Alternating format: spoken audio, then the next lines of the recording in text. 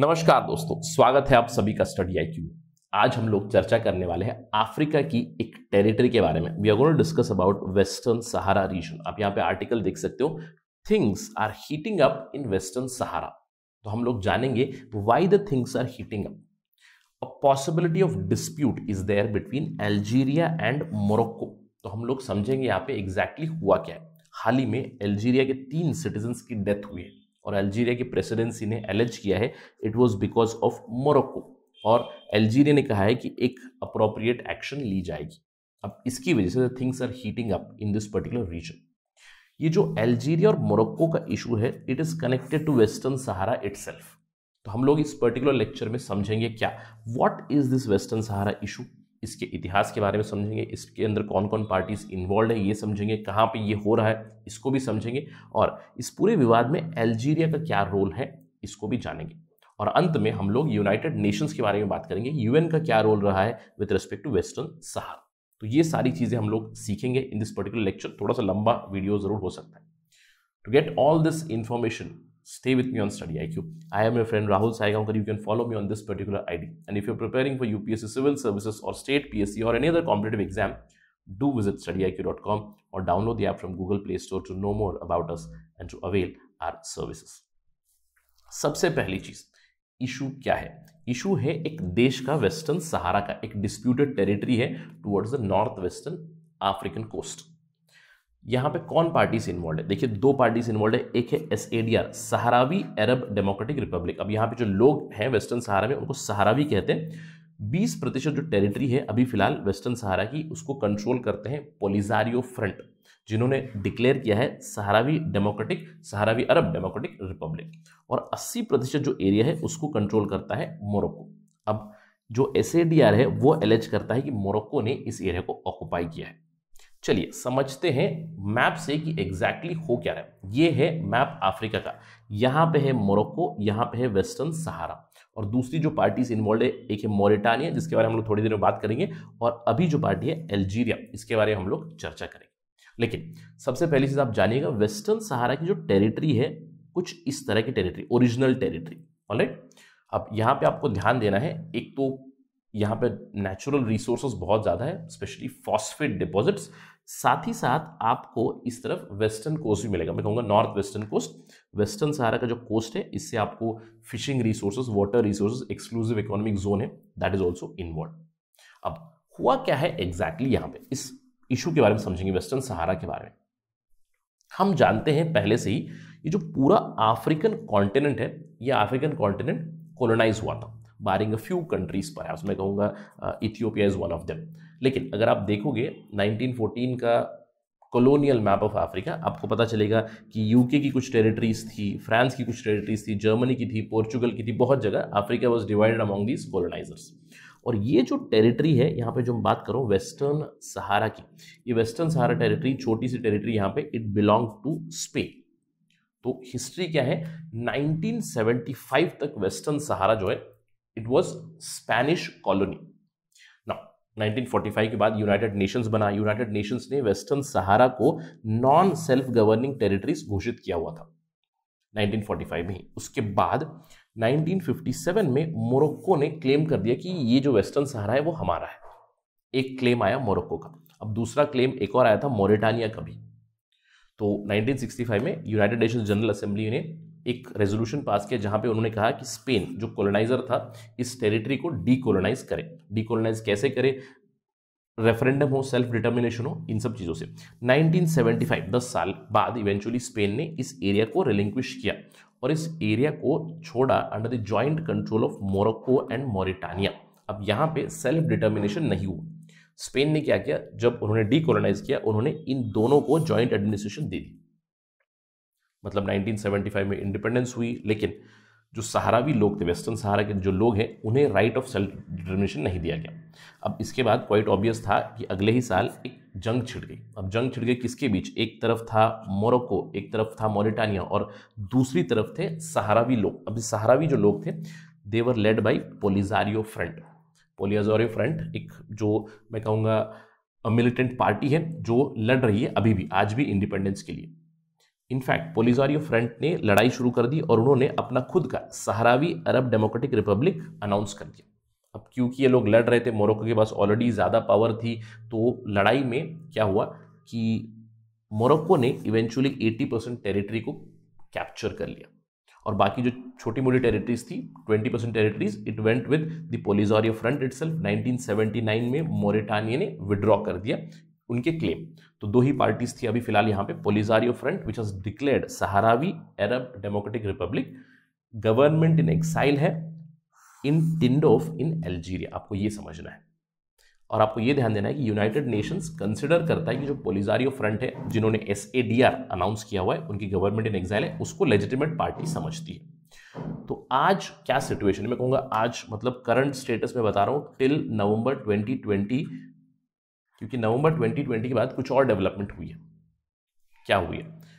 नवंबर 2020 तक सिचुएशन ऐसा था कि मोरक्को यूज टू कंट्रोल, देखिए ये है वेस्टर्न सहारा जहां मैं ड्रॉ कर रहा हूं, इसमें से 80% जो टेरिटरी है this is controlled by Morocco और इनकी जो कैपिटल सिटी है लाओन, यहाँ पे भी मोरक्को का ही कब्जा है। मोरक्को ने यहाँ पे बहुत सारा न्यू इन्वेस्टमेंट किया हुआ है, इंफ्रास्ट्रक्चर डेवलप किया हुआ है, बहुत सारी नई बिल्डिंग्स आ चुकी है, ये कहा जाता है। इसके अलावा जो 20% एरिया इस तरफ वाला छोटा, इट इज पोलिसारियो हेल्ड और इसका जो बॉर्डर है it also connect with Algeria. ये है टिंडोफ सिटी जहां पे आपको सहारावी लोग बहुत सारे मिलेंगे, रेफ्यूजीज। ऑलराइट, अब नवंबर 2020 में ऐसा क्या हुआ जिसकी वजह से लड़ाई फिर से छिड़ गई? देखिए नवंबर 2020 में पोलिसारियो फ्रंट ने जो एक सीज फायर एग्रीमेंट बनाया था 1991 में, united nations led cease fire था जो काफी दिनों से लड़ाई चल रही थी, 1975 से लड़ाई चल रही थी पोलिसारियो फ्रंट की और मोरक्को की।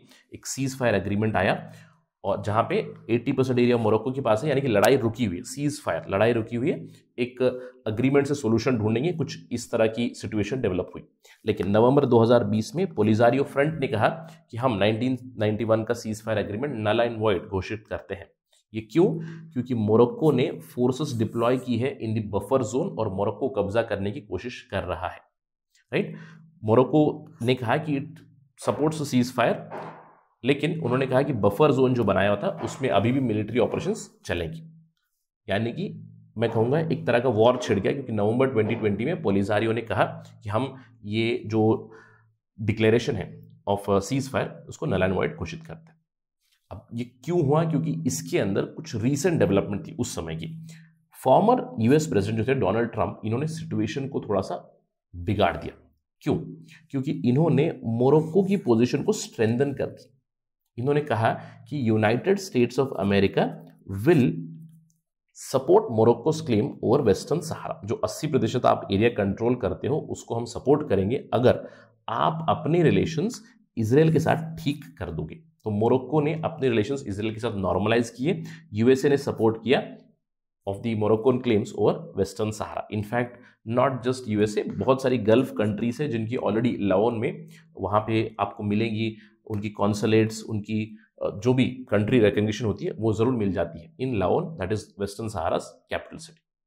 अब जो सहारावी अरब डेमोक्रेटिक रिपब्लिक है उनको भी समर्थन मिला है, स्पेशली मैं कहूँगा यूरोपियन यूनियन की तरफ से। जर्मनी उनको सपोर्ट करता है, दूसरे कंट्रीज उनको सपोर्ट करते हैं। इनफैक्ट पोलिसारियो फ्रंट ने मोरक्को को ड्रैग किया है in the European union courts over plundering of natural resources. तो अभी फिलहाल साइड्स आर बीइंग टेकन। अब इस चीज में इजराइल इज ऑल्सो इन्वॉल्व। अब इजराइल की इन्वॉल्वमेंट होने के बाद नॉर्मलाइज हो चुके हैं मोरक्को और इजराइल के रिलेशंस।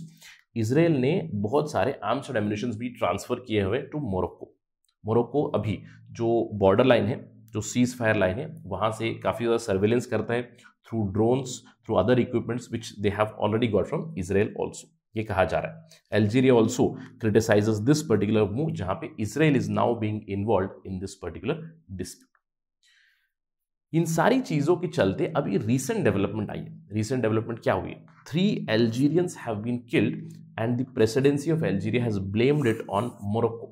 Although मोरक्को की तरफ से कोई कमेंट नहीं आया, लेकिन खबरें ये बता रही है कि मोरक्को ने अटैक किया था ये समझकर कि ये जो लोग थे, 3 अल्जीरियंस थे, उन्होंने ये सोचा कि वो पोलिसारियो फ्रंट के लोग हैं, ये समझकर उन पे अटैक किया।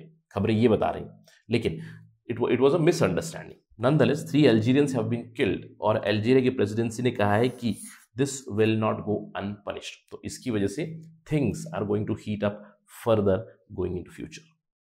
अब क्यों?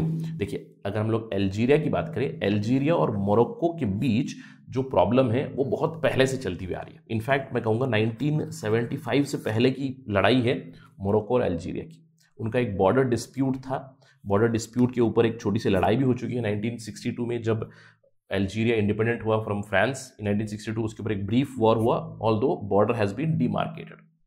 इसके अलावा मोरक्को कंटिन्यूसली अल्जीरिया को शक की निगाहों से देखता है, क्योंकि अल्जीरिया का जो ट्रैक रिकॉर्ड रहा है, उन्होंने बहुत बार रेवोल्यूशनरी मूवमेंट्स को सपोर्ट किया है और अभी भी वो पोलिसारियो फ्रंट को सपोर्ट कर रहे हैं। जो सहारावी लोग हैं, जो वेस्टर्न सहारा के लोग हैं, जो पोलिसारियो फ्रंट के लोग हैं, 1,73,000 सहारावी रेफ्यूजीज अभी कहा जाता है कि they are in Algeria in and around the Tindouf region, including many Polisario Front leaders.